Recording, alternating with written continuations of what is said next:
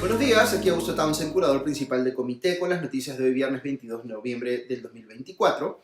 El podcast de hoy llega con el auspicio de la Fundación Manuel J. Bustamante de la Fuente, institución que desde 1960 promueve la investigación en los ámbitos del derecho, la socioeconomía y la historia, y cuenta con un fondo editorial con más de 100 publicaciones, en línea con su compromiso con la educación y la cultura, al que se sumará próximamente una que estamos preparando con mucha dedicación aquí en Comité. Muy bien, van los titulares de hoy viernes 22 de noviembre en menos de un minuto. Primero, se ha presentado en el Congreso una moción de censura contra el ministro de Desarrollo e Inclusión Social, Julio de Martini, por las irregularidades y delitos que se han venido denunciando en la prensa en torno al programa Caliwarma. Segunda, la presidenta Dina Boluarte evitó pronunciarse sobre la situación de prófugo de la justicia de su hermano Nicanor, pero el premier Gustavo Adrianzen calificó este mandato de prisión preventiva en su contra como un caso de, entre comillas, judicialización de la política. Tercero, el Poder Judicial ha dispuesto la captura del congresista o excongresista Michael Urtecho, que fue el primero que ha sido sentenciado por un caso de mochasueldos. Cuarta, el ministro de Economía, José Arista, finalmente reconoció que no va a poder cumplir la meta de déficit fiscal que él mismo se impuso. Y quinto, la Corte Penal Internacional emitió una orden de arresto contra el primer ministro israelí Benjamin Netanyahu, su ex ministro de Defensa Yoav Gallant y el líder militar de Hamas, Mohamed Deif. Vamos ahora con el análisis de cada una de estas noticias. Aquí va la primera. Se ha presentado en el Congreso una moción de censura contra el ministro de Desarrollo e Inclusión Social, Julio de Martini, por las denuncias periodísticas que se han revelado recientemente sobre irregularidades en el programa de alimentación escolar Caliwarma. Como recordarán, nos hemos enterado de que una empresa proveedora de este programa, de nombre Frigo Inca, intoxicó a niños en Puno y luego quiso corromper a funcionarios para tapar la denuncia. Esa misma empresa, luego hemos sabido, mezclaba carne de res con carne de caballo y eso se le daba a los escolares en el país. El protagonismo de esta compañía como proveedora de Caliwarma empezó a darse, hay que decir, en la época en la que la actual presidenta Dina Boluarte era titular del MIDIS, de Martini era su viceministro y el actual vocero presidencial, Freddy Hinojosa, era el director ejecutivo de Caliwarma. El congresista que ha planteado esta moción de censura, Carlos Ceballos, dijo que todo esto que ha ocurrido con Frigo Inca y el MIDIS es, entre comillas, un escándalo a nivel internacional.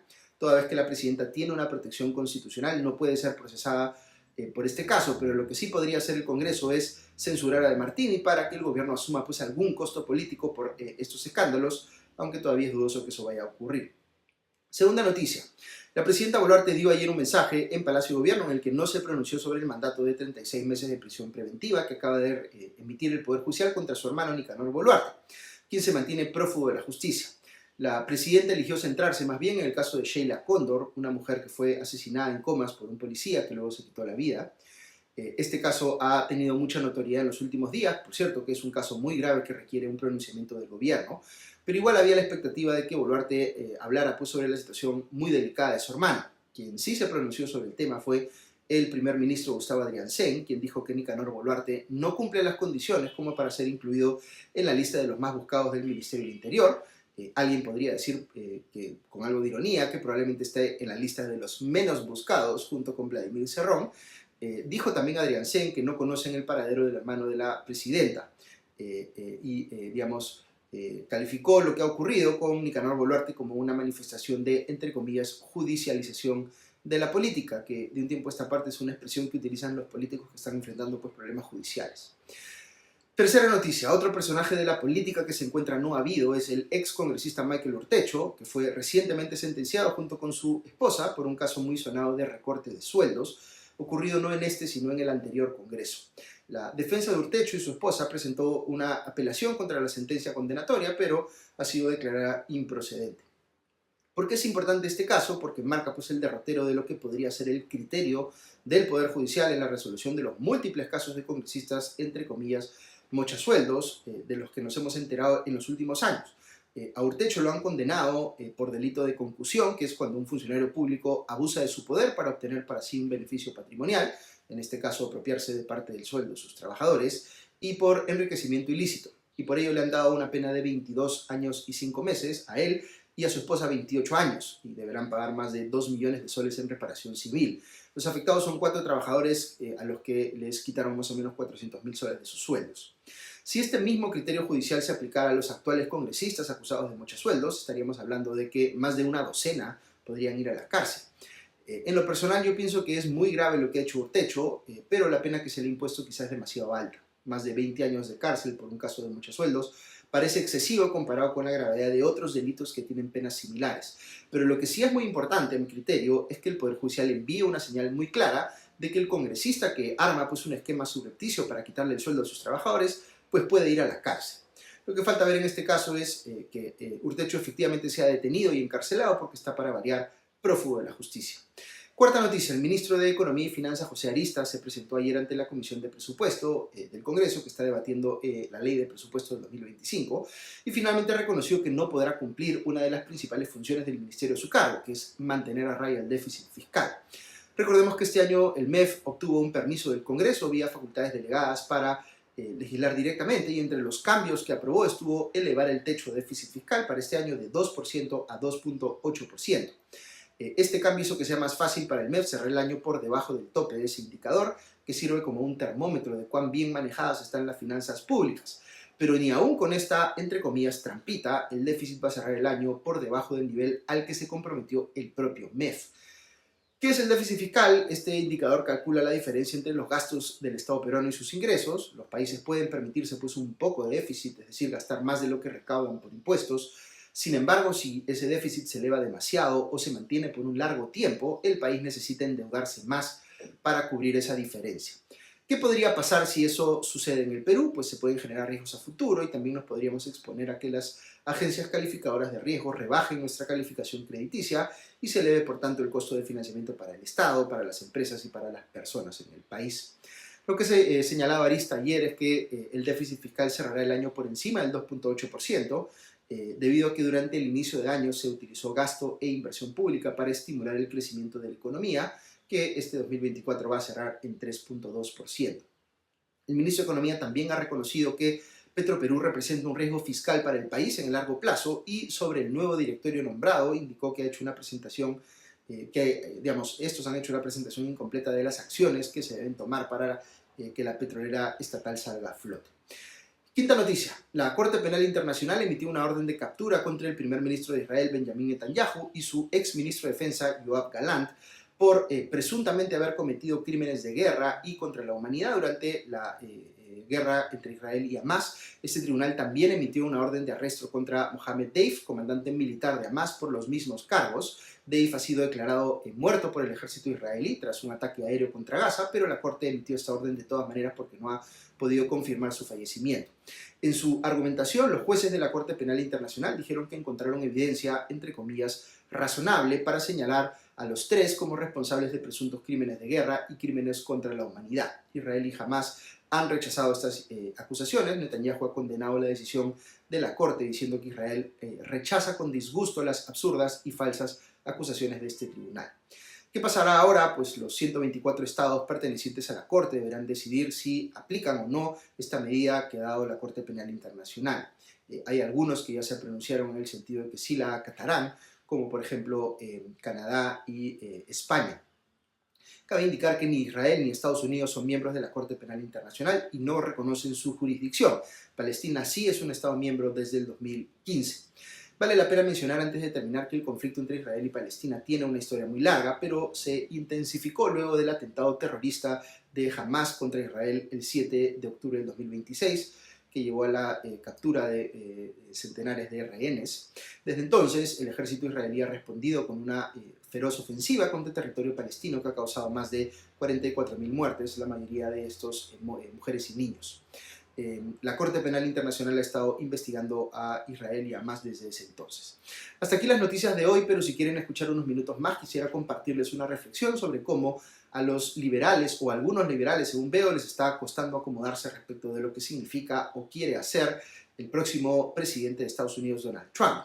Porque este, por un lado, ha anunciado la creación de un departamento de eficiencia en el gobierno, o DOGE por sus siglas en inglés, y se lo ha encargado al empresario Elon Musk y también a su ex rival en las primarias republicanas, el también empresario Vivek Ramaswamy. Con Trump siempre surge pues, la preocupación de hasta qué punto le estaría dando un poder no sujeto a controles en su gobierno a empresarios que lo apoyan, como Musk, y cómo hacen estos para separar sus intereses empresariales de cualquier rol que puedan tener trabajando para el Estado. Esta es una responsabilidad que claramente Elon Musk no puede asumir si se mantiene como CEO de sus compañías que tienen contratos con el Estado. Y es ciertamente preocupante que Trump esté incluyendo a Musk en sus tratativas con Vladimir Putin, por ejemplo, como ha reportado la prensa estadounidense. Ahora bien, puede parecer irónico que se cree un nuevo organismo estatal para reducir el tamaño del Estado, pero la idea en sí de sacar la motosierra, como diría el presidente argentino Javier Milei, para cortar dependencias del Estado que pueden ser redundantes, prescindibles, innecesariamente extractivas de valor del sector privado o estar más motivadas por consideraciones políticas que por la entrega de valor al ciudadano, pues resulta un sueño para muchos liberales, quienes sí ven como un problema que el Estado se haya sobredimensionado tanto, porque eso ocurre a costa de restringir las libertades de los ciudadanos o de extraerles más recursos vía tributación de lo que resulta razonable. En este punto yo estoy muy de acuerdo con que se haga un esfuerzo de este tipo. No crearía un nuevo departamento, que es lo equivalente a un ministerio en Estados Unidos, pero sí creo que vale mucho la pena hacer ese ejercicio de entender dónde está sobredimensionado el Estado y cómo reducirlo. Dicho sea de paso, esta es una visión que tienen los liberales donde claramente están en la orilla opuesta de los progresistas. Ahora bien, si el interés de Trump fuese genuinamente liberal y no, digamos, mercantilista, su gobierno tomaría y expandiría el compromiso que ha tenido históricamente el Partido Republicano con el libre comercio. Pero la constatación de Trump, de que Trump no está yendo en ese camino, sino marcadamente en la ruta opuesta, anunciando todo tipo de aumentos de aranceles para asumir un proteccionismo que va a ser muy dañoso para el libre comercio y para la economía global en general, revela pues que su posición no es liberal, sino, ya lo dije, mercantilista. No puede ser liberal quien dice, como Trump, que su palabra favorita es arancel. Uno puede entender las razones políticas por las cuales Trump ofrece proteccionismo. Su camino a la victoria electoral pasaba por hacerle creer a los trabajadores de clase media de su país, que han perdido sus trabajos por la automatización o por la tercerización de la producción industrial a otros países como China, que él está defendiendo sus intereses, pero el liberalismo económico tiene en el centro al consumidor, y lo que ofrece Trump es castigar a este, porque su subida de aranceles es inflacionaria, para beneficiar al trabajador local. Esta es una posición que perfectamente se puede defender políticamente, pero claramente no es liberal. De ahí que resulte difícil que entender que alguien como Javier Milei, que es más libertario que liberal, endose tan entusiastamente a alguien que ha presentado una posición deliberadamente estatista en lo que respecta al comercio internacional. Y la explicación a esto está en lo que algunos liberales y otros que no lo son tanto han venido a llamar la batalla cultural, que es básicamente un rechazo a la adaptación de ideas marxistas en ámbitos como la protección del derecho de las minorías o el medio ambiente y otras. Ya les he comentado en podcasts previos que en estos últimos años ha habido una fuerte corriente antiliberal en un sector muy vocal del progresismo y victorias electorales como la de Trump son en buena medida un rechazo a ello. Pero en ese rechazo hay una mezcla, yo diría, de posiciones principalmente conservadoras y minoritariamente liberales. De ahí que ahora uno escucha a personas que se identifican como, entre comillas, liberales conservadoras pueden aceptar paradojas como que Trump quiere ser mini-arquista por un lado, es decir, reducir el tamaño del Estado, y estatista por otro, subiéndole aranceles a todos los productos importados en perjuicio de sus propios consumidores. Yo diría, sin embargo, que estas posiciones que se identifican como, entre comillas, liberal-conservadoras, están más cerca de lo que podríamos llamar mercantilistas, porque el que quiere sacar provecho de su cercanía al poder, digamos algunos empresarios que están merodeando al presidente electo, les conviene esta contradicción, menos regulaciones para ellos y sus negocios y más barreras para su competencia internacional. Algunos liberales podrían pensar que es mejor aliarse con los conservadores para librar la, entre comillas, batalla cultural. Quizá no eran tan liberales como creían, o tal vez tienen una visión esencialmente antiliberal de que la libertad se puede separar en partes y que se puede defender unas y no otras.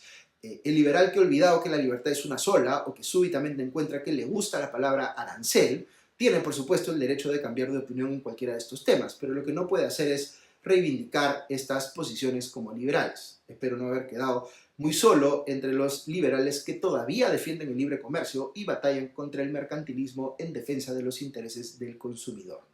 Muy bien, recuerden que el comité es un esfuerzo que busca explicar a diario las noticias más importantes de manera rigurosa, sin sensacionalismo y sin dueños de la verdad, para que tengamos una ciudadanía mejor informada. Si nos escuchas desde las cuentas de comité en las redes sociales, dale seguir, clique a me gusta y comparte nuestros contenidos para que más gente pueda acceder a ellos. Muchas gracias nuevamente a nuestros auspiciadores, a la Fundación Manuel J. Bustamante de la Fuente y a nuestros suscriptores que nos permiten seguir haciendo esto que nos gusta e ir amplificando nuestro impacto. Que tengan todos un buen día y un buen fin de semana. Ya nos encontramos el lunes. Adiós.